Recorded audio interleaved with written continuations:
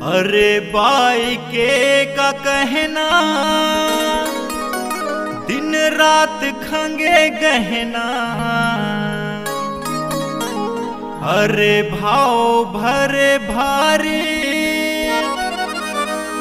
चाहे गोरी हो या कारी, कोनो तिहार से कम नहीं है ये मैडम गुस्सा वाली।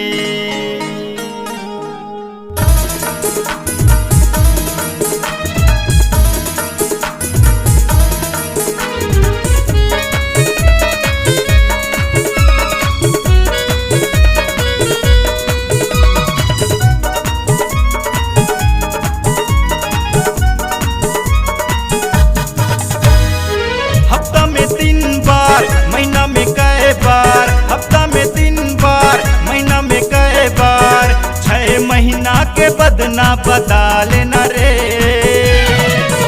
पूरा साल के तिहार ये तय मना लेना रे। गोरी गाल के सवाल ये तय मना लेना रे। हफ्ता में 3 बार, महीना में कई बार, हफ्ता में 3 बार, महीना में कई बार, 6 महीना के बदना बता लेना रे। पूरा साल के तिहार ये है मना लेना रे। गोरी गाल के सवाल ये है मना लेना रे।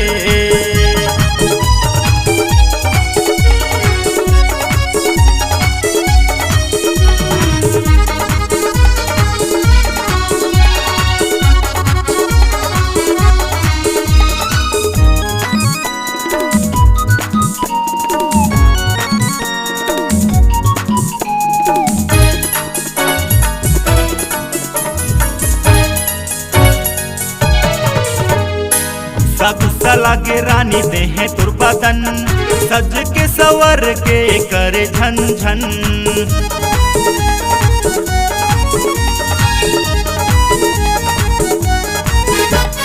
गुस्सा गुस्सा लागे रानी देहे तुरबदन, सज के सवर के करे झन झन, करे झन झन। यह झन झन सिटी वाली लसंग माँ घुमा लेना रे। पूरा साल के तिहार ये तय मना लेना रे। गोरी गाल के सवाल ये तय मना लेना रे।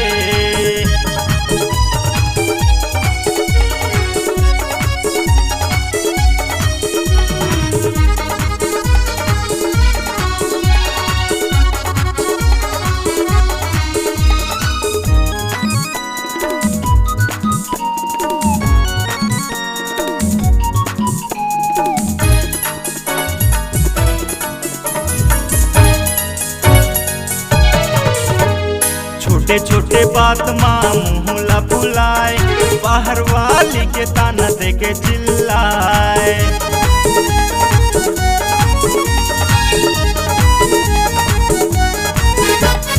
छोटे छोटे बात माँ मुँहला बुलाए, बाहर वाली के ताना दे के चिल्लाए। यह चिल्लाए मुला चिल्लाए, अपन बाई ला शॉपिंग करा देना रे। पूरा साल के तिहार ये तय मना लेना रे।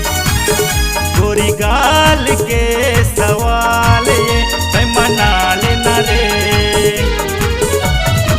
हफ्ता में 3 बार, महीना में कई बार, हफ्ता में 3 बार, महीना में कई बार, 6 महीना के बदना बता लेना रे। पूरा साल के तिहार ये तय मना लेना रे। गोरी गाल के सवाल ये तय मना लेना रे।